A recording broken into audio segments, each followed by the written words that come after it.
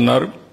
Gravel Kakinada, quartz Nellore, laterite Anakapalli, gravel Krishna, ఇవన్నీ కూడా ఇష్టానుసారంగా వెళ్ళాయి. నెక్స్ట్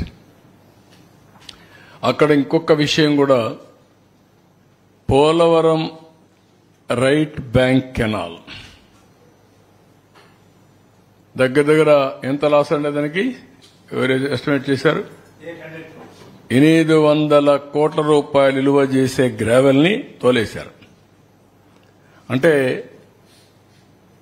అది 800 crores అని చెప్పే ఈజీ, కానీ ఒక కాలువకి బండ్ కడతాం, బండే తీసుకెళ్లిపోయారు, గట్టును లాక్కెళ్ళిపోయారు, కొట్టేసుకుని పోయారు. ఇప్పుడు ఎవరు? నువ్వు కాదు కదా.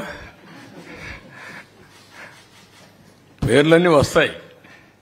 ఇప్పుడు ఒక పేరు చెప్పి ఒక పేరు చెప్పకపోతే పాపం చాలా మంది బాధపడతారు. నేను ఒకరిద్దరు పేర్లు చెప్పదలుచుకోలేదు. ఎవరు చేశారో అందరికీ వర్తిస్తుంది. ఇది ద్రోహం అవునా కాదా? ఇది మామూలు ద్రోహం కాదు, మనం గుర్తుపెట్టుకోవాల్సిన అవసరం ఉంది. ఏదైనా కానీ వరదలు వస్తే ఏ విధంగా ప్రొటెక్ట్ చేస్తావు ఆ కాలువని?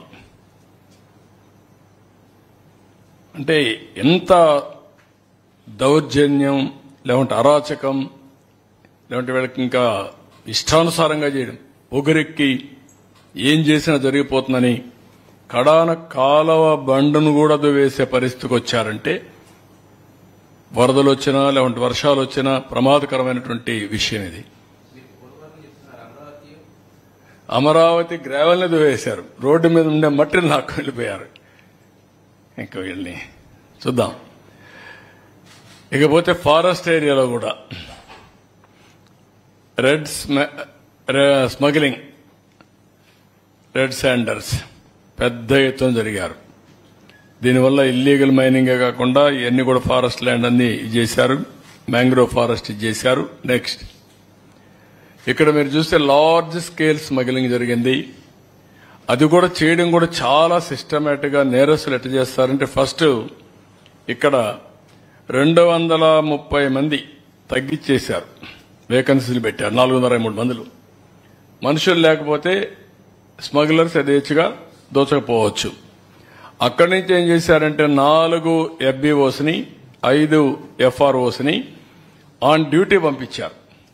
ఎక్కడికి పంపించారు? శ్రీకాకుళం పంపించారు. మీరు అక్కడ పోయి డ్యూటీ చేయండి, మేము ఇక్కడ స్మగ్లింగ్ చేసుకుంటా అని అక్కడ ఉండే ఆఫీసర్లందరినీ ఇట్లా పంపించారు. ఇంకొక పక్క బడ్జెటరీ ప్రొవిజన్స్ ఇవ్వకుండా నిలిపేశారు. డబ్బులు లేకపోతే బయట కూడా తిరగలేరు, వీళ్ళకి వెహికల్స్ కూడా ఉండవు, అది చేశారు. ఇవన్నీ చేసి 1923 836 మెట్రిక్ టన్నులకు మాత్రం అమ్మగలిగారు. అంత మునుపు 6000 మెట్రిక్ టన్నులు అమ్మాం.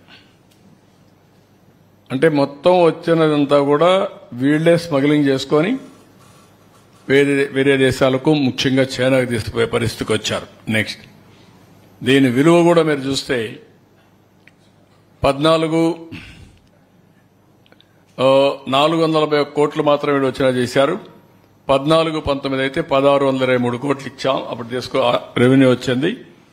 దాంట్లో 27% మాత్రం చేయగలిగారు. 1623 కోట్ల రూపాయల ఆదాయం 14-19 వస్తే 19-24 440 కోట్లు వచ్చింది, 40 కోట్లు వచ్చింది. దీని పర్సంటేజ్ చూస్తే 27%. అంటే ఇక్కడ మనం గుర్తుపెట్టుకోవాల్సింది, స్మగ్లింగ్ చేయడాన్ని ప్రోత్సహించారు. స్మగ్లర్స్కి ఒక డెన్ గా తయారైంది. అక్కడి నుంచి ఇల్లీగల్ యాక్టివిటీస్ చేసే పరిస్థితికి వచ్చారు. ఈ డబ్బులు తీసుకొని ఈ ఆదాయంతో రాజకీయంగా వీళ్ళ ఇష్ట ప్రకారం పెత్తనం చేసే పరిస్థితికి వచ్చారు. కడాన స్మగ్లర్